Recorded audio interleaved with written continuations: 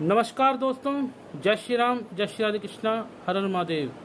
मैं ज्योतिषाचार्य अनुज जैमिनी आप सभी का हार्दिक स्वागत करता हूं। सनातन धर्म रहस्य यूट्यूब चैनल पर आप सभी का स्वागत है। आप सभी का दिन मंगलमय हो।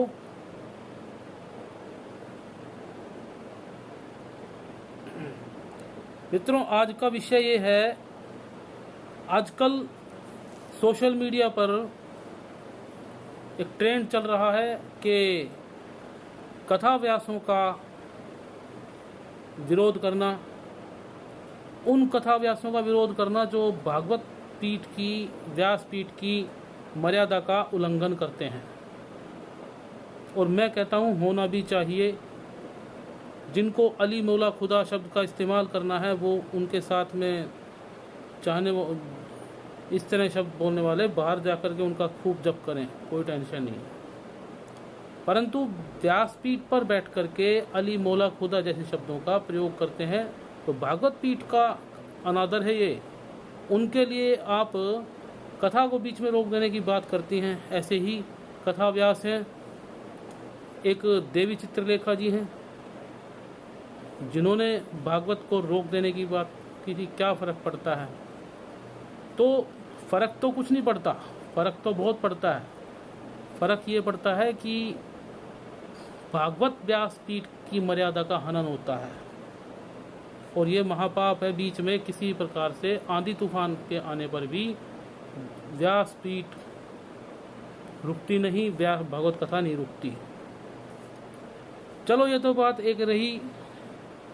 ऐसे कथावाचकों का विरोध होना चाहिए। और एक कथावाचक सामने आए, चिन्मयानंद बापू, जिन्होंने क्षमा भी मांगी। हम सभी सनातनियों का, सनातन धर्मियों का पुरुषार्थ रंग लाया आप सभी का। चिन्मयानंद बापू ने क्षमा मांगी कल को, और वे सभी कथा व्यास भी संभवतः क्षमा मांग लेंगे। तो क्या बात यही समाप्त हो जाएगी? मित्रों, कथा व्यास की आड़ में कुछ लोग, कुछ ऐसी छोटी सोच के लोग हैं जो तथाकथित वैदिक जिनको हम बोलते हैं, वो लोग स्वयं को वैदिक ज्ञानी बोल करके हमारे धर्म का अपमान करने का बीड़ा उन्होंने उठाया है। और कथा व्यास का विरोध कर, उनका कथा जिहादियों का विरोध करना कोई मकसद नहीं है, उद्देश्य नहीं है। उनका उद्देश्य तो सनातन धर्म को समाप्त करना है। और वो सत्य सनातन धर्म के नाम से, हिंदू भारत, थैंक्स भारत के नाम से यूट्यूब चैनल बनाए घूम रहे हैं। हिंदू शब्द को चोर लुटेरा बोलते हैं, गाली बोलते हैं, फिर हिंदू शब्द का प्रयोग करते हैं। ये इतने बड़े मक्कार हैं, मैं क्षमा चाहूँगा ऐसे शब्दों का प्रयोग मुझे करना पड़ रहा है। जब सुप्रीम कोर्ट में ने फैसला दिया था राम जन्मभूमि के पक्ष में, तब पुराणों को झट से मान लिया गया। सुप्रीम कोर्ट में स्कंद पुराण और पद्म पुराण के प्रमाण को माना। परंतु इनमें से एक शख्स ऐसा है जिसका नाम है अंकुर आर्य। जी हाँ दोस्तों, पहली बार मैं अपने यूट्यूब चैनल के माध्यम से स्पष्ट रूप से ऐसे लोगों का पर्दाफाश कर रहा हूँ।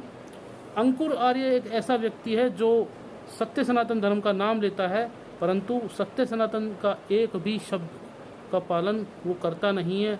न जाने व्यक्ति कौन है, कहाँ से उठ करके आया है, क्या इसका मंशा है। ये कहता है कि भागवत का नाम कहीं भी वैदिक ग्रंथों में नहीं है। तो मैं इससे सीधा सवाल ये है कि भैया ये बताओ, वैदिक ग्रंथ तुम्हारे हिसाब से हैं कौन से? पंचम वेद की संज्ञा, इतिहास, नारशंसी कथाएं पुराणों को दी गई है। छांदोग्योपनिषद में देख लीजिए, 7वें अध्याय में है ये वर्णन इसका, जहाँ पर नारद मुनि ने सनत कुमार सनंदन उनसे बताया है कि मैंने इतिहास, नारशंसी कथाओं, पंचम वेद पुराणों का, गणित का, ज्योतिष का अध्ययन मैंने किया है। तो पंचम वेद की संज्ञा पुराणों को दी गई है। अष्टादश पुराण, इनमें भागवत आदि पुराणों का ग्रंथ है। तो अब इनका प्रश्न होगा, ये कहना होगा कि 18 पुराणों का ये पुराण नहीं है, ब्राह्मण आदि ग्रंथ पुराण है। तो मेरा फिर तुमसे प्रश्न ये है कि किस आधार पे बोलते हो कि पुराण पाखंड है? अष्टादश पुराणों का पुराण ही पुराण है। पुराणों का अर्थ क्या है बताओ पहले तो।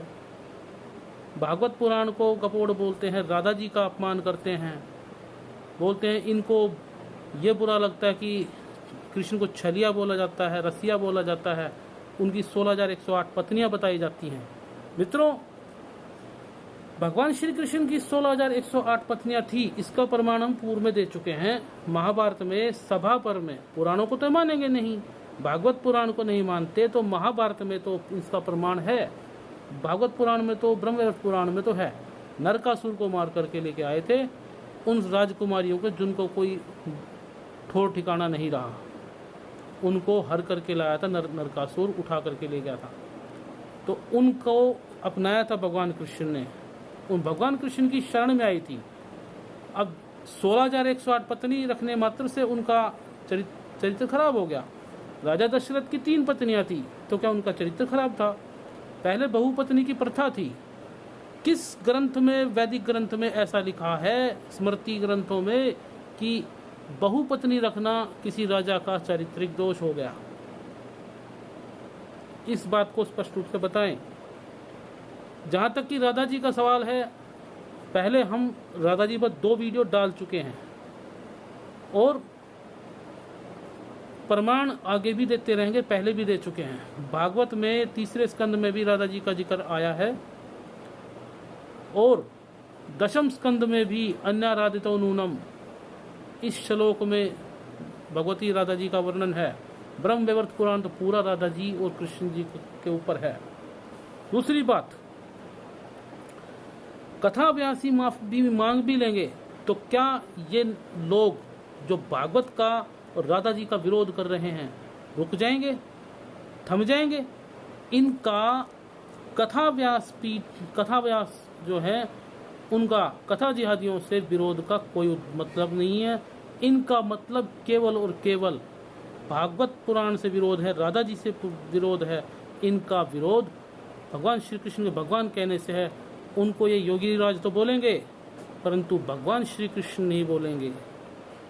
उनके चमत्कारों को ये लोग नहीं मानते। तो मैं ये कहूँगा कि वल्लभाचार्य मूर्ख थे क्या? वो पाखंडी थे क्या? सूरदास जी पाखंडी थे क्या? मीराबाई पाखंडी थी क्या? जगत गुरु शंकराचार्य महाराज, चारों पीठों के शंकराचार्य हैं, उनसे आप पता करें। उनके स्वामी, उनके जो गुरु, निश्चलानंद जी महाराज के गुरु, स्वरूपानंद जी महाराज के गुरु जो थे, परम पूज्य करपात्री जी महाराज, जो ब्रह्मलीन हो चुके हैं, उनके कर कमलों से अद्भुत ग्रंथ निकले थे। उन्होंने रचना की थी भागवत सुधा निधि और राधा सुधा निधि। उसका पूरा प्रमाण है, उसमें दिया हुआ है। उन्होंने उनकी वंदना गाई है। ये अब करपात्री जी महाराज को तो ये आर्य समाजी भी मानते हैं, उनके भी लीजेंड रहे हैं, गौ सेवकों के लीजेंड रहे हैं। उन्होंने गौ रक्षा का मुद्दा उठाया था। तो ये अब क्या उन्हें भी पाखंडी बोल दोगे क्या? ये मेरे पास में पुस्तक है, राधा माधव चिंतन, राधा जी का पूरा समग्र और कृष्ण जी का समग्र चरित्र का उनका इसमें वर्णन दिया गया है। दूसरी बात, अब ये कहते हैं कि रुक्मणी कृष्ण नहीं बोलते। किसने कहा कि रुक्मणी कृष्ण मत बोलो भाई? रुक्मणी और राधा जी दोनों एक थी, इसका हम पूर्व में वर्णन कर चुके हैं। जहाँ पर श्री लग जाता है वहाँ रुक्मणी भी है, राधा भी है। जैसे भगवान की 2 शक्तियाँ हैं, परा और अपरा विद्या, ठीक है जी। तो उसी प्रकार से भगवान अच्युतानंद श्री कृष्ण की भी जो है ये रुक्मणी, लक्ष्मी और ये सभी भगवान श्री कृष्ण की आह्लादनीय शक्ति श्री राधा जी का ही रूप है। जहाँ तक कि एक राधा जी की बात है, राधा जी को ये बोलते हैं कि वो तो कृष्ण की मामी थी। ये दिखा दो महाभारत में कहाँ पर लिखा है? पुराणों को तो तुम मानते नहीं, फिर ये कहाँ से उठा करके लेके आए? पूर्व में भी हम वर्णन कर चुके हैं जिस गायन गोप के साथ में जिस राधा की शादी हुई थी वो दूसरी थी, वो छाया राधा थी।